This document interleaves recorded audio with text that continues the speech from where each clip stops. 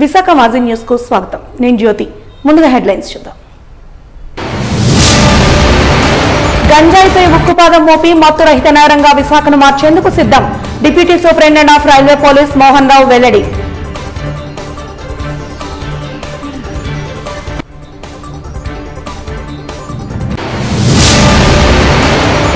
విద్యార్థులకు అందించే మధ్యాహ్న భోజనం నాణ్యత ప్రమాణాలను పాటించాలి. ఆ దిశగా చర్యలు తీసుకోవాలన్న జిల్లా కలెక్టర్ ఎంఎన్ హరేంద్ర ప్రసాద్.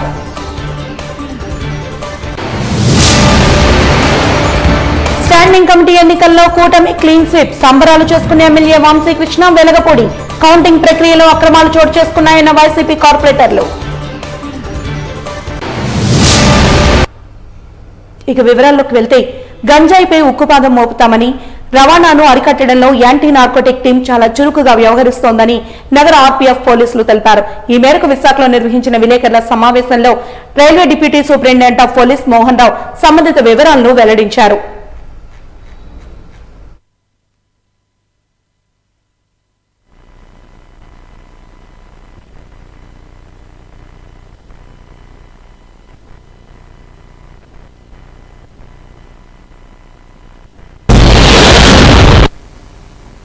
ముఖ్యంగా ప్రభుత్వం గంజా నిషేధానికి అధిక ప్రాధాన్యత ఇచ్చింది.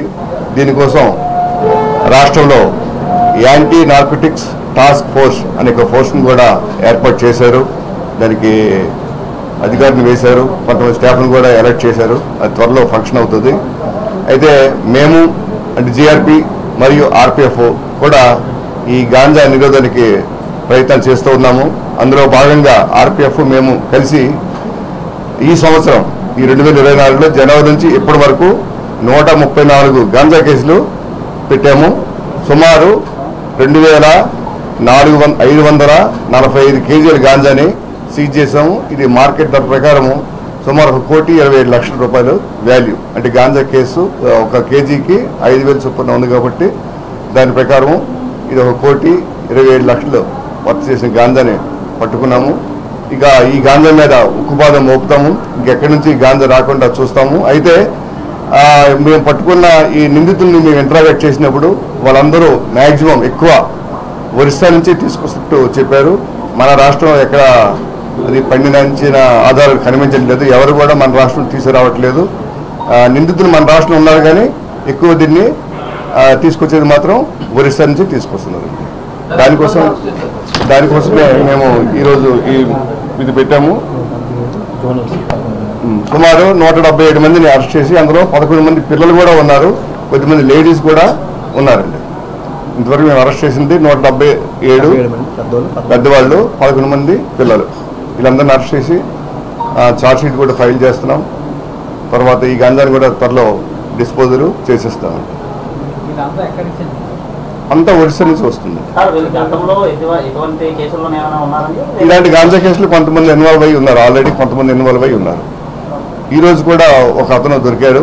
అది సుమారు 60 కేజీలు గాంజా అటు కుర్దా రోడ్ నుంచి తీసుకొస్తున్నాడు, ఒడిశా వైపు నుంచే. ఆయన కూడా ఇవాళ రిమాండ్ పంపిస్తామండి.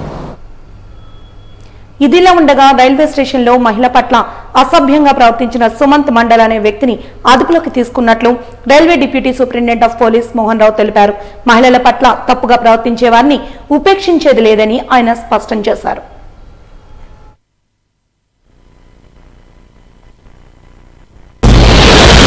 అమర్లకోట ద్వారా ఒక లేడీని తో అసభ్యకరంగా ప్రవర్తించాడు. అతని పేరు సుమంత్ మండల్ అని. ఆయన మిడ్నాపూర్.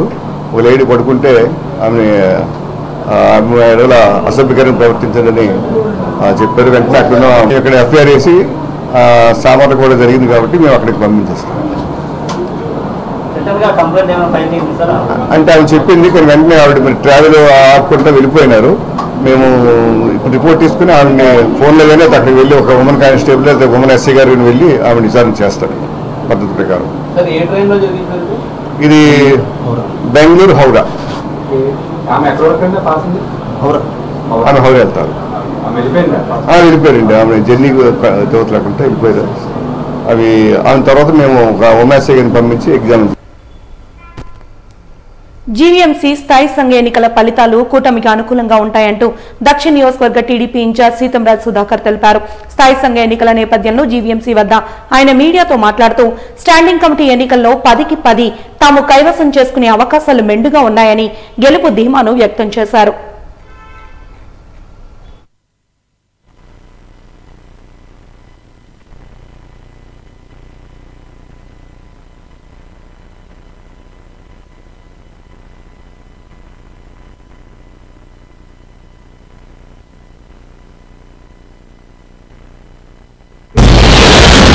ఎన్నికలు సవ్యంగా ఉంటే 2024 ఎన్నికలు ఏ మాదిరిగా ఉన్నాయో అదే మాదిరిగా ఏ ఎలక్షన్ వచ్చినా అలాగే ఉంటుంది. ఎందుకంటే ప్రజలు చంద్రబాబు నాయుడు గారికి ముఖ్యమంత్రిగా పట్టం కట్టారు. పూర్తిగా దాన్ని కైవసం చేసుకోవాలంటే ప్రజలకు ఫలాలు అందాలంటే కొన్ని చోట్ల మార్పులు చేర్పులు జరగాలి. ఆ మార్పులు చేర్పుల్లో భాగంగానే ఈ స్టాండింగ్ కమిటీ రిపేర్ కానీ లేదా రేపు రాబోయే ఎమ్మెల్సీ ఎలక్షన్లో జరగబోయే రిపేర్లు కానీ ఇవన్నీ కూడా దీనిలో భాగమే. ఎందుకంటే ప్రజల ఆకాంక్షల మేరకు న్యాయకత్వాన్ని అందించాలి. ఇప్పుడు వైసీపీని వద్దు అని చెప్పి తుడిచిపెట్టింది ప్రజానికం. ఆ తుడిచిపెట్టి మేము కూడా ఇక్కడ ఉపేక్షిస్తే మళ్ళీ అదే పెస్ట్ ఇక్కడ చేరి ఇదంతా జీవీఎంసీని ఆల్రెడీ కొంత తినేసింది. ఇప్పుడు బోల్డ్ పెస్ట్ కొట్టించాలి, జీవీఎంసీ నిండా బోల్డ్ రిపేర్లు చేయాలి. సో మళ్ళీ ఆన్లే పెట్టి పాలనా పగ్గాలు చేపిస్తే మేము ప్రజలు ఇబ్బంది పడతారు. ఎందుకంటే మేము మీకు ఇచ్చామే పగ్గాలు, మళ్ళీ మీరు వేరే వాళ్ళతో పని చేస్తే ఎట్టా అనే పరిస్థితి రాకూడదు.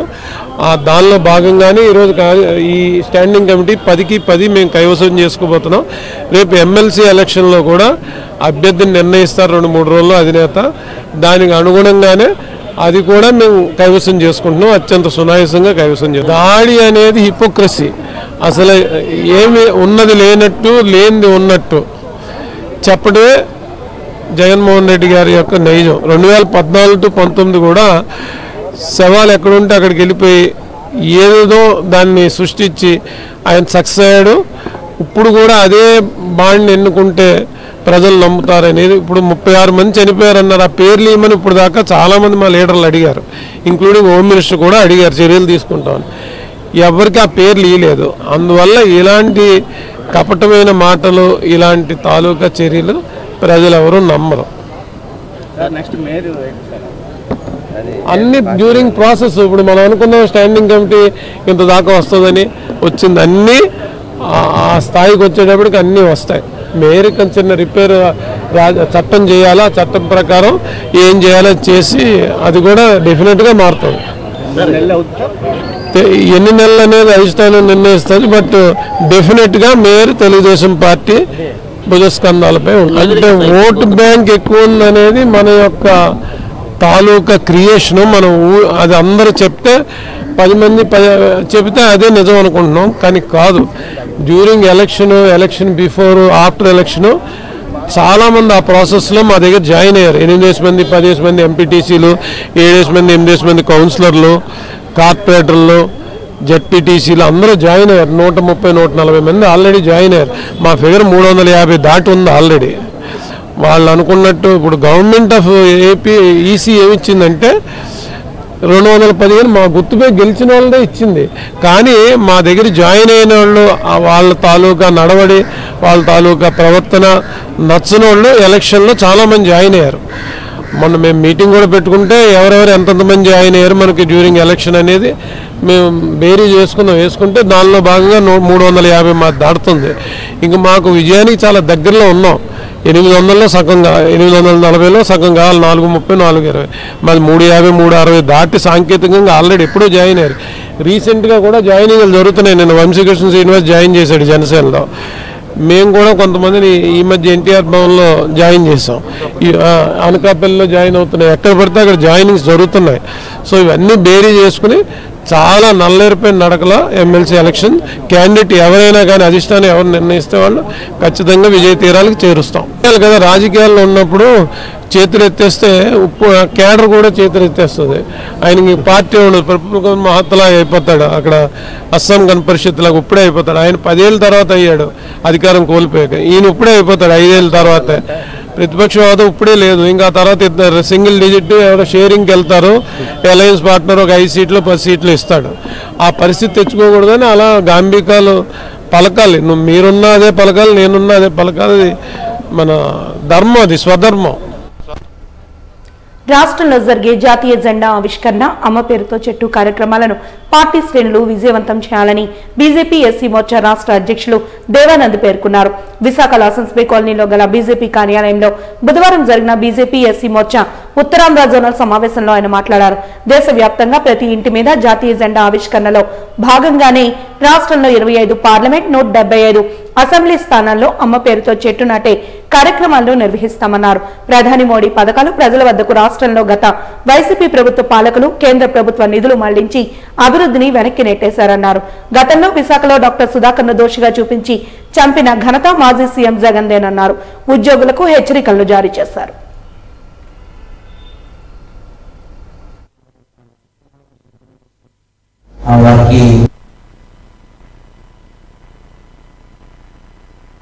నేషనల్ ఎస్సీ కమిషన్ మెంబర్ ఇచ్చిన ఆదేశాలు మీకు తెలియజేస్తూ మరి జెండానందరినీ మీరందరూ కూడా విజయవంతం చేయాలని మా వాళ్ళందరూ కూడా చేస్తామని చెప్పి ముఖ్యంగా మేము గత 5 సంవత్సరాలుగా భారతీయ జనతా పార్టీ అనేక కార్యక్రమాలు చేసింది. ఈరోజు నరేంద్ర మోడీ గారు ఇచ్చిన సంక్షేమ పథకాలు ఏవైతే ఉన్నాయో ఆ పథకాలు ప్రతి ఒక్క గడపకు తీసుకెళ్లడం, అదేవిధంగా నరేంద్ర మోడీ గారు దాదాపు ఎస్సీల కోసం 1000 కోట్లు ఖర్చు పెడితే ఆ యొక్క ఆంధ్రప్రదేశ్కి వచ్చేలకే ఈ నిధులన్నీ పక్కదారి మళ్లించి అనేక ఇబ్బందులకు గురి చేసి అభివృద్ధి అనేది పూర్తిగా వెనక్కి నెట్టేసిన విధానాన్ని మేము ఎప్పటికప్పుడు ఎండగడుతూ ఈరోజు విద్యా విషయం అయితేనేమి, ఎస్సీ కార్పొరేషన్ ఆ లోన్లు అయితేనేమి, ఉద్యోగాలు అయితేనేమి, ఉపాధి అయితేనేమి, ఇలాంటివి అనేక విషయాల్లో ఈ 20 ఏళ్ళు ఎన్నిక నెట్టేసిన గనుడు జగన్మోహన్ రెడ్డి గారు. దాని మీద అనేక సార్లు మేము పోరాటాలు చేశాం, కేసులు పెట్టించుకున్నాం, జైలుకి వెళ్ళాం. అయినా కూడా ఇప్పటి ఆ యొక్క ఇబ్బందులు ఇప్పటికీ మాకు అనుకుంటే ఇప్పటికీ మా యొక్క పూర్తిగా మేము కోలుకోలేని స్థితిలో ఈరోజు ఎస్సీల యొక్క 1 కోటి జనాభా విలువెల్లాడుతుంది. ఉదాహరణకి ఆ 5 ఏళ్ల కాలంలో కేవలం జగన్మోహన్ రెడ్డి చేసిన రాజకీయ కుట్ర ఏ విధంగా ఉందంటే, ఇదే వైజాగ్లో డాక్టర్ సుధాకర్ని ఒక బూతుగా చూపించి ఒక ఉద్యోగస్తుని నడి రోడ్లో చిత్రహింసలు చేసి నడి రోడ్లో పిచ్చోని చేసి చంపితే మిగతా ఉద్యోగస్తులందరికీ నమూనా విధంగా ఉంటుందని చెప్పి ఒక ఆలోచన విధానాన్ని పసగట్టి అందరికీ చూపించే భయభ్రాంతులు చేసిన గనుడు జగన్మోహన్ రెడ్డి. అంటే మిగతా రాష్ట్రంలో ఉండే ఉద్యోగస్తులందరినీ పూర్తిగా కంట్రోల్ తెచ్చుకునే దానికోసం, అదేవిధంగా రాజకీయ నాయకుల్లో ఈ విధంగా భయం ఉంటుందా అని చూపించే దాంట్లో అనేక రకాలుగా దాదాపు నేషనల్ క్రైమ్ రిపోర్ట్ ప్రకారం 750 కేసులు దాదాపు దళితుల మీద జరిగితే ఇంతవరకు దాని మీద సరైన విచారణ లేదు, దాని మీద సరైన శిక్షలు లేవు. అందుకని దీని మీద మేము ఆల్రెడీ గవర్నర్కి మా రాష్ట్ర అధ్యక్షులు పురంధేశ్వరి గారి యొక్క నాయకత్వంలో గవర్నర్ గారికి, అదేవిధంగా రాష్ట్రపతి గారికి, నేషనల్ ఎస్సీ కమిషన్కి కూడా మేము ఈ యొక్క ఏదైతే ఈ ఎస్సీల మీద గత 5 సంవత్సరాలుగా దాడులు జరిగాయో ఈ దాడుల మీద ఎస్సీ కమిషన్కి మేము రిపోర్ట్ చేస్తే ఇమ్మీడియట్గా దీని మీద నివేదిక ఇవ్వండి అని చెప్పి డీజీపీకి మన ఎవరైతే ఎస్సీ కమిషన్ మెంబర్ ఉన్నారో ఇమ్మీడియట్గా ఈరోజు ఆ నివేదిక కోవడం జరిగింది. భారతీయ జనతా పార్టీ ఆధ్వర్యంలో 3వసారి ప్రభుత్వ అధికారులకు వచ్చింది. నరేంద్ర మోడీ గారు 2014లో అధికారం చేపట్టిన తర్వాత ఇప్పుడు అధికారులకు వచ్చిన తర్వాత ఒకసారి కాంగ్రెస్ ప్రభుత్వానికి దీన్ని వేరే చూసుకున్నట్టయితే ఈ దేశంలో అట్టడుగు స్థానంలో ఉన్నటువంటి ఎస్సీ ఎస్టీల యొక్క జీవన ప్రమాణాలు పెరిగినాయని చెప్పి సందర్భంగా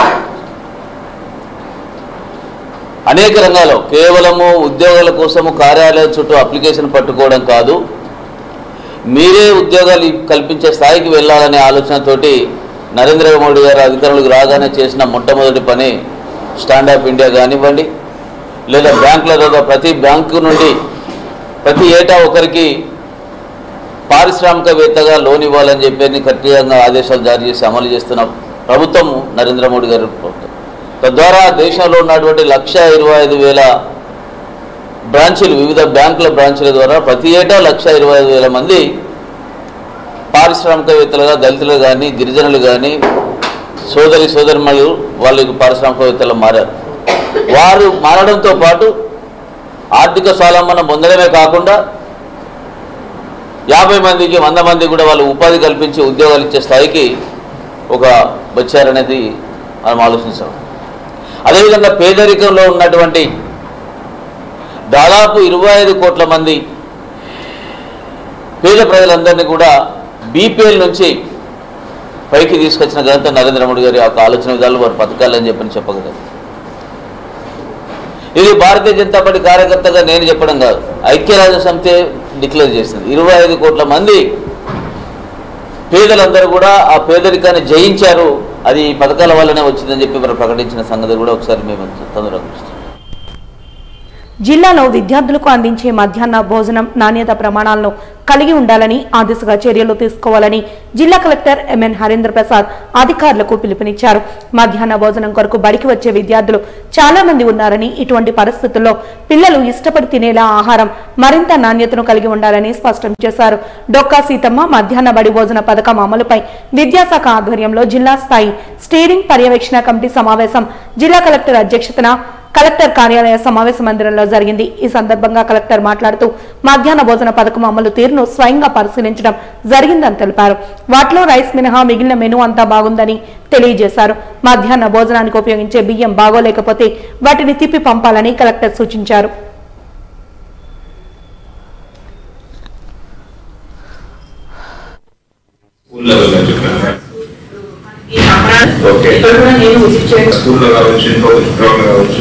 అది శుభ్రంగా ఉండాలి. I have personally seen places wear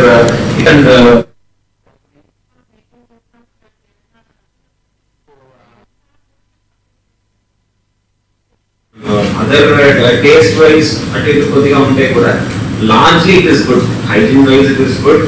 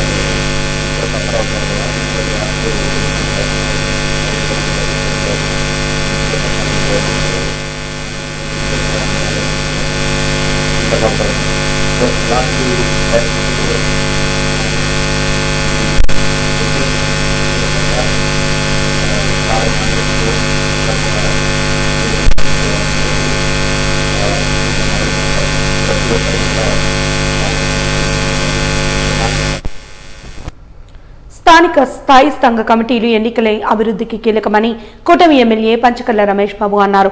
ఈ మేరకు జీవీఎంసీ వద్ద ఆయన మీడియాతో మాట్లాడుతూ అభివృద్ధి కూటమి పాలనలోనే సాధ్యమనే విషయాన్ని కార్పొరేటర్లు గుర్తెరిగి ఓటేయాలని తాము కోరినట్లు తెలిపారు.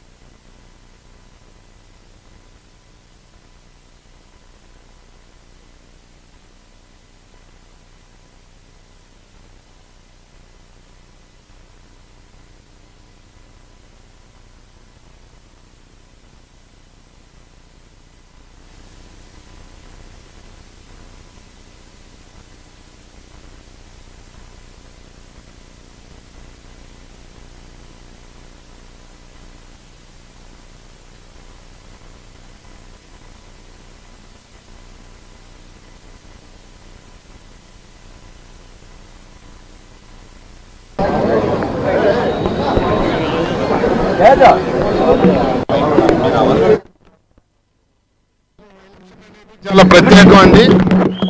అభివృద్ధికి పెద్దపీట వేసే విధంగా ఆలోచన చేయమని మేము అందరినీ కూడా కోరాం. ఎందుకంటే ఎవరు వస్తే అభివృద్ధి జరుగుద్ది, ఎవరు అభివృద్ధి ప్రదాత. జీవీఎంసీ ఈ రోజు ఇలా ఉంది అంటే జీవీఎంసీ ఈ నగరం ఇంత విద్యుత్ తుఫాన్ తర్వాత కూడా తట్టుకుని నిలబడగలిగిందంటే దాని కర్త క్రియ చంద్రబాబు నాయుడు గారు. మరి ఆయన నాయకత్వంలో ప్రభుత్వం ఉంది కాబట్టి ఇంకా అనేక మంచి కార్యక్రమాలు చేసుకోవచ్చు అన్న విషయం నేను చెప్పక్కర్లేదు, కార్పొరేటర్లందరికీ తెలుసు. దాన్ని గుర్తెరిగి ఓటేస్తారని చెప్పి సంపూర్ణ విశ్వాసం మాకుంది. తప్పకుండా 10కి 10 మేము గెలవబోతున్నాం అనే విశ్వాసం నాకుంది. ఎమ్మెల్సీ ఎన్నికలు కూడా ఉన్నాయి, కీలకం. ఎందుకంటే రూరల్ ప్రాంతాలకు సంబంధించినటువంటి ప్రజాప్రతినిధిగా మీ మీద ఎక్కువ బాధ్యత ఉంది. ఏమంటారు? డెఫినెట్ గా ఎమ్మెల్సీ కూడా మేము గెలవబోతా ఉన్నాం, అత్యధిక మెజార్టీతో గెలవబోతా ఉన్నాం. రూరల్ అధ్యక్షుడిగా, జనసేన అధ్యక్షుడిగా నేను మీకు చెప్తా ఉన్నాను. ఈ రోజు రేపు పొద్దున్న రిజల్ట్ చూసుకోండి, అత్యధిక మెజార్టీతో ఎమ్మెల్సీ కూడా మేము గెలవబోతాం. 600 పైచిలకు ఉన్నాయి. అక్కడ బొత్స గారు రాజకీయాల్లో ధీటైన అభ్యర్థి తక్కువ ఎక్కువ అనేది ఉండదండి. నాతో మరి అనవసరంగా ఆయన ఒక మాట అనిపించడానికి మీరు క్వశ్చన్ వేశారు. ధీటైన అభ్యర్థి అయితే మొన్న కుటుంబం ఓడిపోయింది. ధీటైన అభ్యర్థులు రాజకీయాల్లో ఏమి ఉండరండి. ఎవరైతే అభివృద్ధి చేస్తారని ప్రజలు నమ్ముతారో వాళ్ళకి పట్టం కడతారు. మా అభ్యర్థి అంతకన్నా ధీటైన అభ్యర్థి, ప్రజల్లో పలుకుబడి ఉన్న అభ్యర్థి. తర్వాత మేమంతా కూడా ప్రజలకు మంచి చేసే ఎమ్మెల్యేలు కాబట్టి మా మొహం కూడా చూస్తారు. ఎవరో వస్తారు కదా, చూస్తారు కదా. చేయాల్సిన వ్యక్తే చేస్తారు. నిర్ణయం తీసుకునేది చంద్రబాబు నాయుడు గారు, పవన్ కళ్యాణ్ గారు. వాళ్ళు నిర్ణయం తీసుకున్నారు. ఆర్థికంగా బలమైన వ్యక్తిని దించుతున్నారు ఎమ్మెల్సీ ఎన్నికలు అంటూ కూడా అసలు సమస్య లేదు. ఆర్థిక బలమైన వ్యక్తి కదా, అభివృద్ధి చేసే వ్యక్తిని దించుతున్నారు. సామెతలాగా మాటలకు విలువ లేదండి. ఈ ఊరికి ఆ ఊరు ఎంత దూరమో ఆ ఊరికి ఈ ఊరు అంతే దూరం. ఇక్కడ మేము అడుగుతున్నది అభివృద్ధి కావాలి అంటే ఓటేయమని అడుగుతున్నాం. అభివృద్ధి కావాలన్న వాళ్ళందరూ మాకు ఓటేస్తారు. ఇదిలా ఉండగా జీవీఎంసీ స్థాయి సంఘ కమిటీల ఎన్నికల్లో కూటమి అభ్యర్థులు అత్యధిక మెజార్టీతో గెలుపొందారు. ఇది స్వచ్ఛమైన పాలనకు నిదర్శనం అంటూ తూర్పు నియోజకవర్గ ఎమ్మెల్యే వెలగపూడి రామకృష్ణబాబు పేర్కొన్నారు. జీవీఎంసీలో గతంలో జరిగిన అవినీతి పాలనపై విచారణ జరిపించేందుకు వీలుగా కార్పొరేటర్లు అందరూ కలిసి తమ పార్టీ అభ్యర్థులను 10 మందిని గెలిపించి తీర్పునిచ్చారని తెలిపారు. దీనికి నైతిక బాధ్యత వహిస్తూ ప్రస్తుతం ఉన్న మేయర్ గొలగాని హరివెంకట కుమారి రాజీనామా చేయాలని ఆయన డిమాండ్ చేశారు.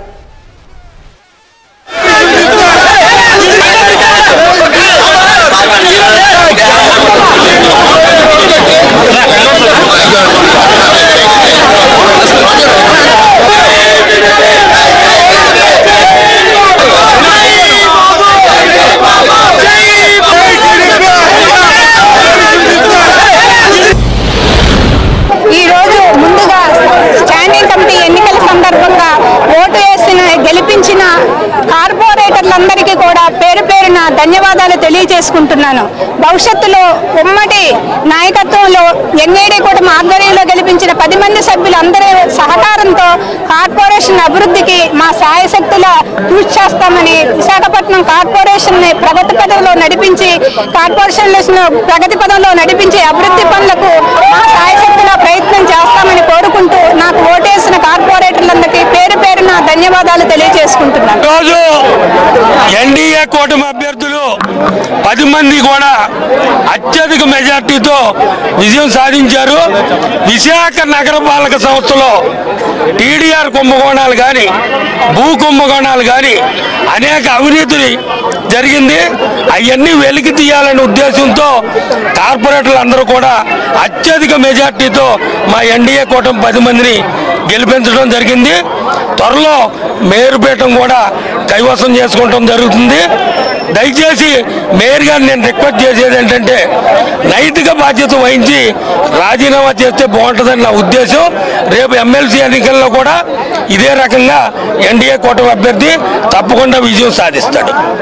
ఎలక్షన్ ముందు స్టార్ట్ అయ్యే ముందే మేము చాలా క్లియర్ గా చెప్పడం జరిగింది. ఇదే రిజల్ట్ వస్తుంది. ఎమ్మెల్సీ ఎలక్షన్ లో కూడా ఇదిగే డబుల్ రిజల్ట్ వస్తుంది, ఎటువంటి డౌట్ లేదు. ఉన్న వాళ్ళు కూడా అడుగుతా ఉన్నారు, వీ వాంట్ జస్టిస్. దయచేసి మమ్మల్ని కూడా న్యాయం న్యాయం చేయండి, మమ్మల్ని కూడా తీసుకెళ్ళండి, జగన్మోహన్ రెడ్డి గారి బారి నుంచి మమ్మల్ని కాపాడండి, మేము అక్కడ ఇరుక్కుపోయాము, మా జీవితాలు కూడా బాగా జస్టిస్ చేయండి, న్యాయం చేయమని చెప్పి రిక్వెస్ట్ చేస్తా ఉన్నారు. ఖచ్చితంగా అతి త్వరలో వాళ్ళకు కూడా న్యాయం చేస్తాం. ఎందుకంటే ఎమ్మెల్సీ ఎలక్షన్ ఉంది, ప్లస్ మేయర్ కూడా రాబోతుంది కాబట్టి వాళ్ళకు కూడా న్యాయం చేస్తాం. అందులో ఎవరైతే ప్రజలతో ఉంటారో మంచి వాళ్ళు ఉంటారో వాళ్ళకి న్యాయం చేస్తాం. వాళ్ళకి ఎప్పుడే హామీ కూడా ఇచ్చాం.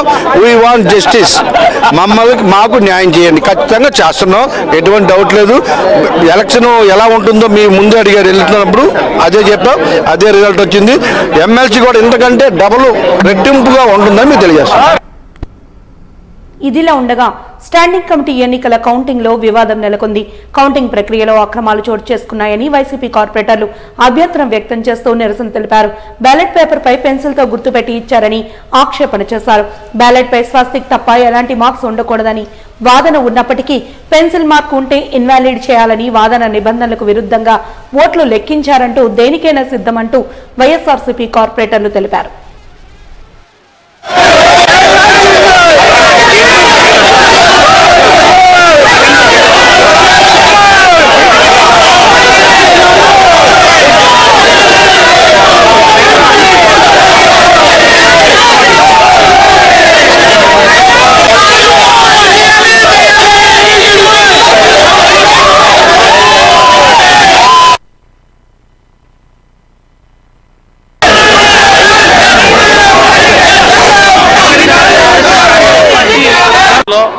చాలా ఘోరంగా అవినీతిమయంగా చేసింది కూటమి ప్రభుత్వం. ఇంత అన్యాయంగా నాకు తెలిసి ఈ 25 సంవత్సరాల్లో ఏ ప్రభుత్వం కూడా చేయలే. ఎందుకు చేయలేదు అంటున్నానంటే స్టాండింగ్ కమిటీ తెల్లవారు 10 గంటలకు స్టార్ట్ అవుతుంది. మా సభ్యులతో మీరందరం కూడా ఇక్కడే దగ్గర ఉండి బ్రేక్ఫాస్ట్ చేసి వచ్చాం.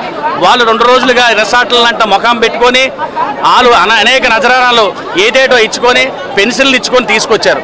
తీరా చూస్తే పెన్సిల్ ఎందుకమ్మా అని మా సభ్యులు కొంతమంది అడిగితే మాకు టికెట్ అన్నారు, లేదంటే మేము ఓటేయలేము అన్నారని చెప్పి కొంతమంది చెప్పడంతో మేము ఎలక్ట్ అయ్యి వెంటనే మా సభ్యులందరికీ కూడా ఏదైతే ఎన్నిక జరిగిన తర్వాత ఏజెంట్లుగా కూర్చుంటారో ఏజెంట్గా కూర్చున్నప్పుడు ప్రతి పేపర్ మీద కూడా ఏవైనా మార్క్ ఉంటే ఏదైనా చొక్కు ఉంటే మీరు ఎట్టి పరిస్థితుల్లో అబ్జెక్షన్ చేయండి అంటే 14 మార్క్స్ది ఉన్న పెన్సిల్ గీతలు అన్నింటికి పెన్సిల్ సంబంధించినవన్నీ కూడా వివిధ కలర్లు ఉన్నాయి. ఇక్కడ మా వాళ్ళు అబ్జెక్షన్ చేస్తే ఆ అబ్జెక్షన్లు అన్నీ కమిషనర్ గారు పక్కన పెట్టడం జరిగింది.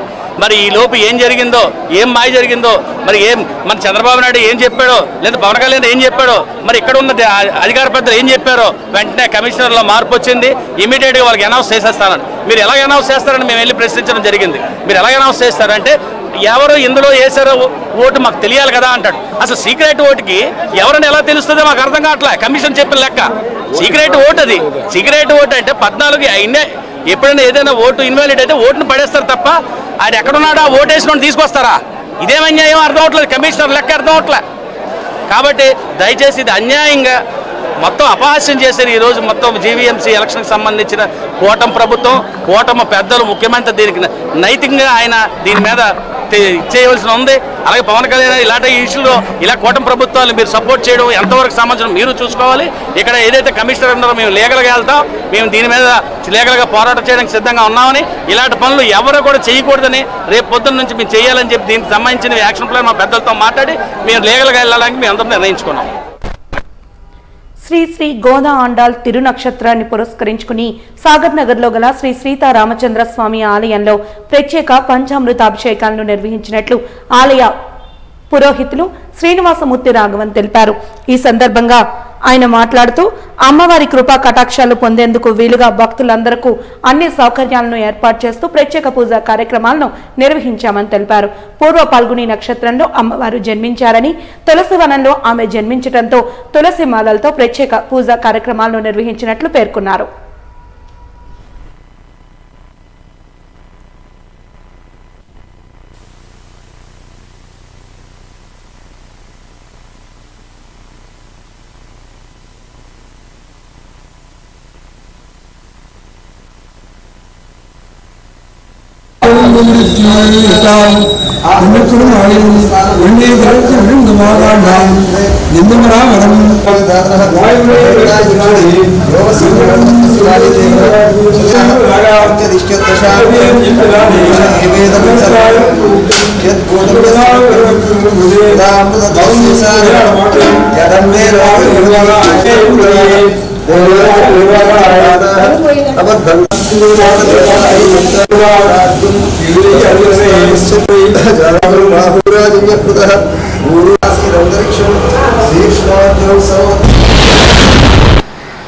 ఈరోజు విశేషంగా గోదా అమ్మవారి యొక్క పుట్టినరోజు. దీన్ని వైష్ణవ సాంప్రదాయంలో తిరునక్షత్రం అంటాము. కర్కాటక మాసంలో వచ్చే పూర్వఫల్గుని నక్షత్రాన్న అమ్మవారు జన్మించారు. ఈరోజు కర్కాటక మాసంలో వచ్చిన పూర్వఫల్గుని నక్షత్రం సందర్భంగా అమ్మవారికి తిరునక్షత్ర మహోత్సవం నిర్వహిస్తున్నాము. పంచామృతాభిషేకం చేసి అమ్మవారిని ఈ రకంగా విశేషార్చన చేయడం జరుగుతుంది. కర్కటే పూర్వఫల్గుణ్యాం తులసి కారణోద్భవం. కర్కాటక మాసంలో పూర్వఫల్గుని నక్షత్రంలో తులసి వనంలో అమ్మవారు జన్మించారు. పాండ్య విశ్వంభరాం గోదాం వందే శ్రీ రంగనాయకి. ఆ రంగనాయకి అనబడే ఈ ఆండాల్ని ఈరోజు పూజించుకోవడం వలన మనకి సకల ఐశ్వర్యాలు పొందుతాయని ప్రతీది. సాధారణంగా ధనుర్మాసంలో మనం గోదా అమ్మవారిని ఆరాధించుకోవడం జరుగుతుంది. ధనుర్మాసం నెల్లాళ్ళు కూడా గోదా అమ్మవారిని ఆరాధించుకొని ఆవిడిచే రచించబడిన తిరుప్పావై అనే గ్రంథాన్ని 30 పాసురాలని ప్రతిరోజు రోజుకో పాసురం విన్నపం చేసుకొని మనం ఆమెను పూజించుకుంటాం. వాజీ న్యూస్ ముగించే ముందు హెడ్లైన్స్ మరొకసారి చూద్దాం. ఉపాధం మోపి మత్తు రహిత నగరంగా విశాఖను మార్చేందుకు సిద్ధం. Deputy superintendent of railway police Mohan Rao వెల్లడి.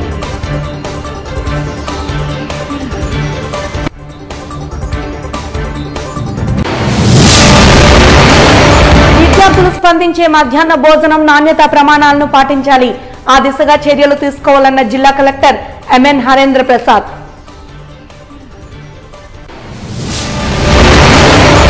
స్టాండింగ్ కమిటీ ఎన్నికల్లో కూటమి క్లీన్ స్వీప్ సంబరాలు చేసుకున్న ఎమ్మెల్యే వంశీకృష్ణ వెలగపూడి. కౌంటింగ్ ప్రక్రియలో అక్రమాలు చోటు చేసుకున్నాయన్న వైసీపీ కార్పొరేటర్లు. వాజీ న్యూస్ ఇంతటితో సమాప్తం. నమస్కారం.